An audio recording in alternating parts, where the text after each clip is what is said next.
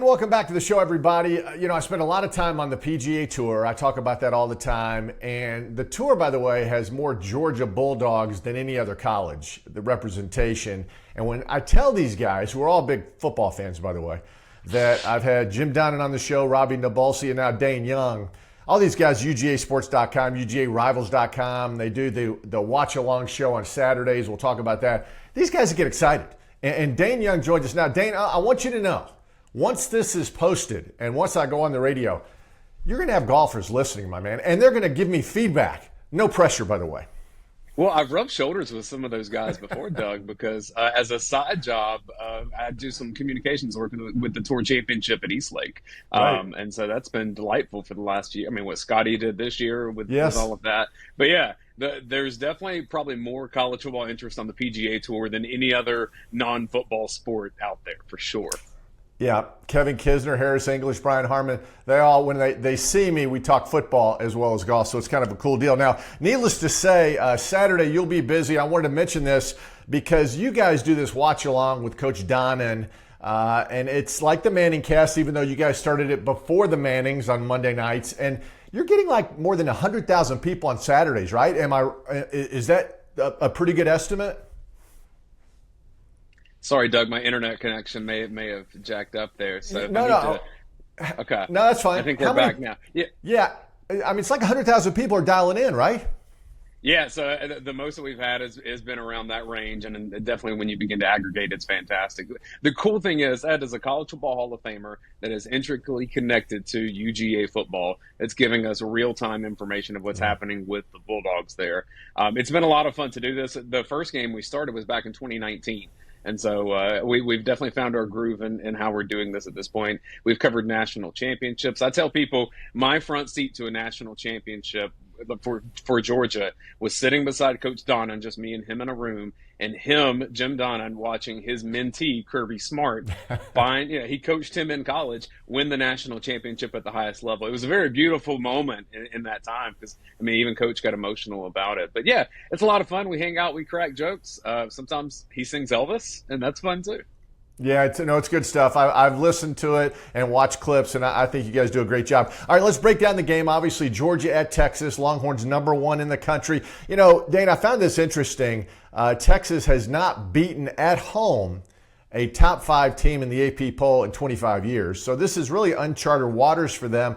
And Georgia, by the way, for the first time in 50 games under Kirby, are actually an underdog. Right now, that stands at 4.5 for Texas.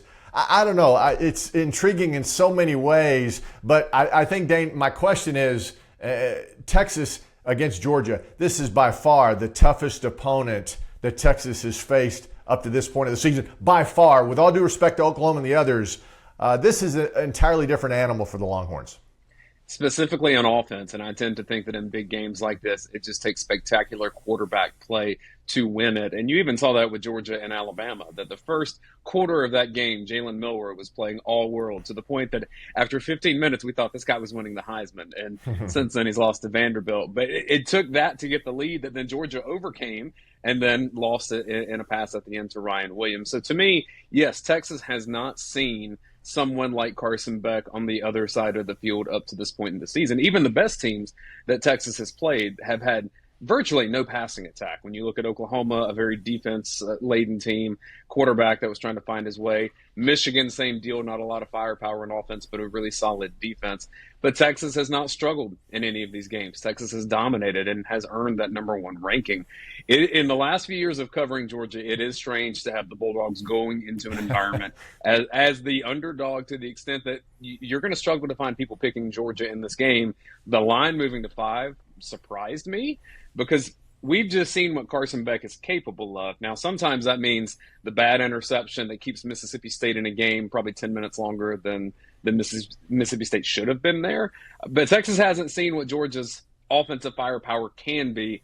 It's all about consistency in this game. I think it's going to be tight. It's interesting. Mississippi State is not very good. We know that. Georgia took care of business, but yet did not rush for more than 100 yards. The rushing game, the great teams that Kirby's had recently, they've been able to just jam it down people's throats on the ground. Haven't seen that in this Georgia team. What's going on there, Dayne, with the running game for Georgia? some of his personnel just in the last 2 weeks. So you lose your starting center, Jared Wilson. Drew Bobo has to step in there. When these coaches talk about there's not as much depth on these rosters because of the transfer portal, any other year, any other era of college football, that's Austin Blasky stepping in there, a guy that has been on the scout team with Carson Beck multiple years. Well, now he transferred out and is the starting center at North Carolina. He wanted to play more. And so now Georgia has to put in Drew Bobo, less experienced, yes, Mike Bobo's son.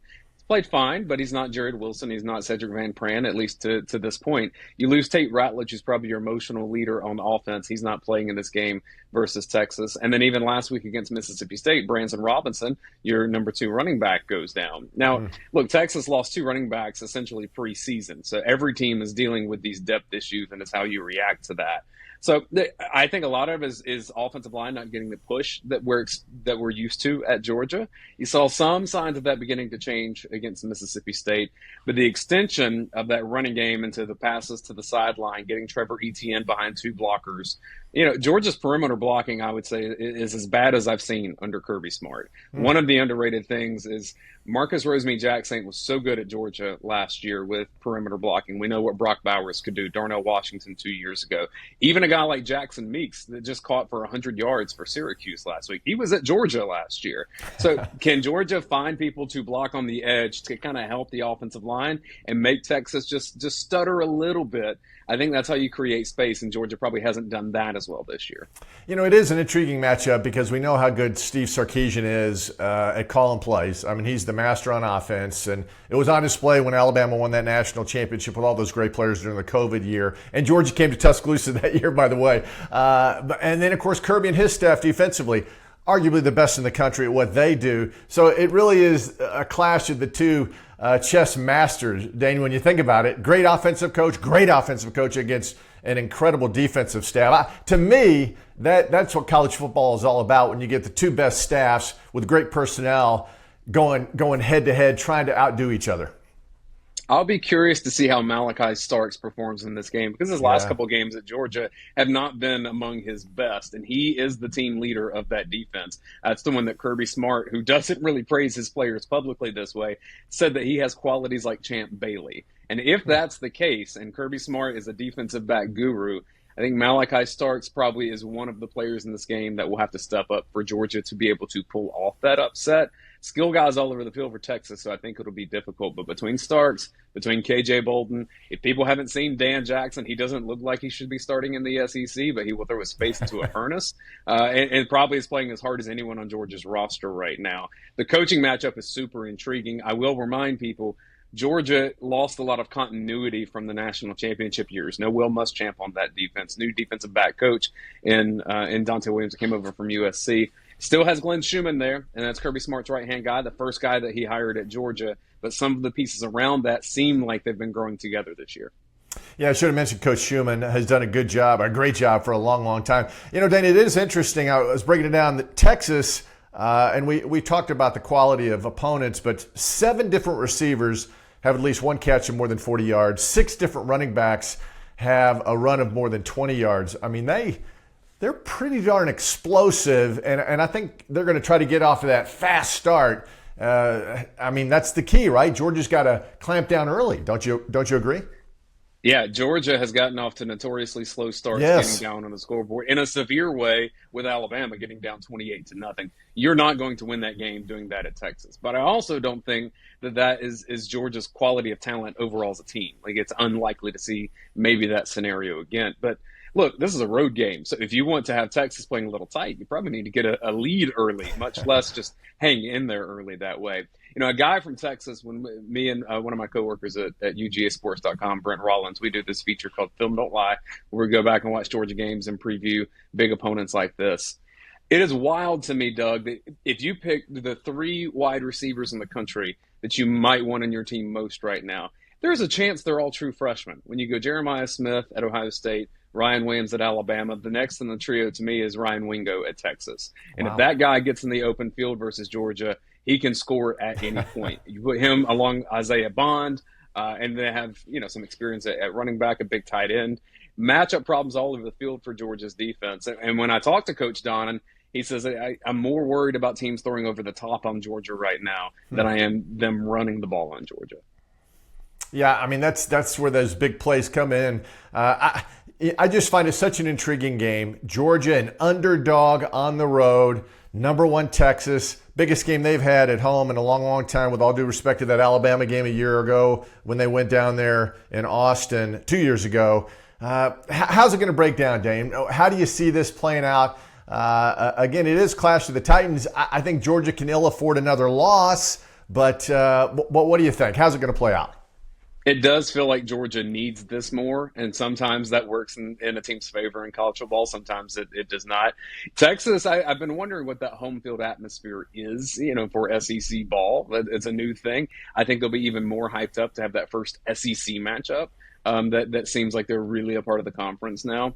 But if you go back and look at how Texas has performed at home, no losses at home this year, obviously, none at home last year. You have to go back to 2022, and that was TCU in a close game, but that TCU team went to the national championship, and that Texas roster wasn't quite as good then. And then it was Alabama by 1 point that year. Right. So even that season, it was tough to go into Texas and get a win.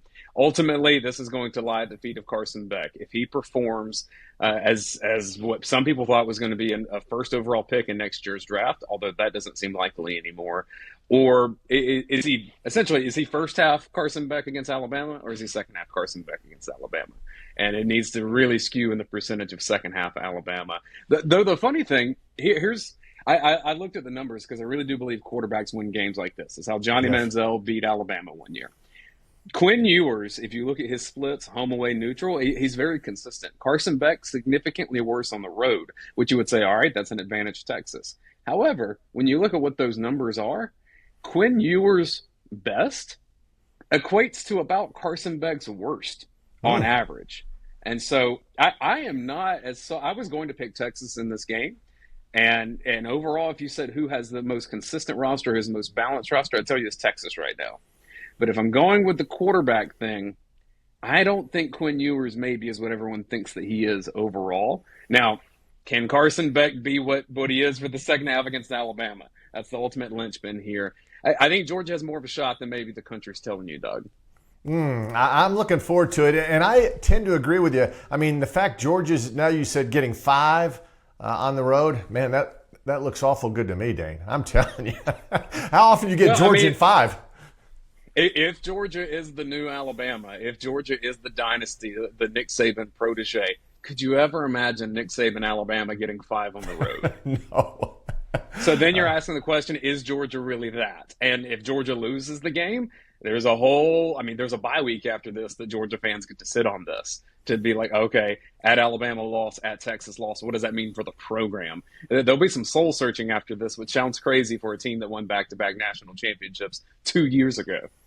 Well, I'm hearkening back to the playoffs last year when Michael Penix in Washington just kept throwing over the top. They kept scoring, and it was putting pressure on Quinn Ewers and that Texas offense, and they could never catch up. And I think you bring up a valid point. If Carson Beck comes out and plays like we think he's capable, and he's certainly shown he's more than capable, I think Georgia has an opportunity to jump out to a lead for the first time in a long time, and then just maintain. Because Texas hasn't been in a position where they're coming from behind very often. And again, I harken back to the playoffs a year ago. Yeah, and you look at Georgia's skill players, like who's catching the passes on the other side of that.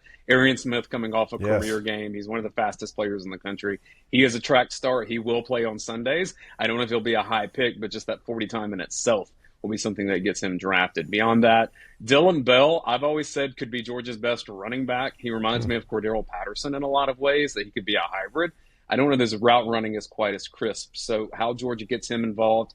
And then down the middle, I'll give you the two guys that seem to be the security blankets. Dominic Lovett, who transferred from Missouri 2 seasons ago. And then a lot of people around the country may not know Lawson Lucky. And I'm not sitting here telling you that Georgia is anything close to Brock Bowers. That's a unicorn that's generational. That's not on this roster. And it's clear that Georgia has taken a step back at tight end. But if you're looking for someone who can do shades of those things, that you don't have to change your offense completely and just have blocking tight ends, Lawson Lucky can be a difference maker in this game. And I think that he's one of the future. I'm looking at who are the future leaders for this team even beyond this year. And I tell you right now, 3 of them, Lawson Lucky, and then running back and Nate Frazier, true freshman, and then Anthony Evans. Those seem to be the ones when they get the ball in their hands, there's a little bit of extra juice that maybe is lacking otherwise. Well, needless to say, there's going to be a lot of talent on the field come Saturday night, 6:30 local time. I'm in the Central Time Zone, 6:30 local, 7:30 Eastern, Georgia at Texas. Dayne, we appreciate it. I guess you'll be hustling back to Athens to get with Coach and Robbie, getting ready for the old game cast, right? Oh, yeah. It'll be a fantastic night. If people want to check it out, UGA Sports on our YouTube channel. Subscribe there. You'll see a ton of content. We're the most popular YouTube page that covers Georgia, and pretty much everything that pops up there is free. So, Doug, I appreciate you bringing us on and supporting what we do at UGA Sports. And I know Jim Donnan is grateful for you as well. And he's one of my favorite people on this earth and has been a mentor to me. We spent a ton of time together. So any friend of his is a friend of mine. Thanks, Dayne. Good luck Saturday.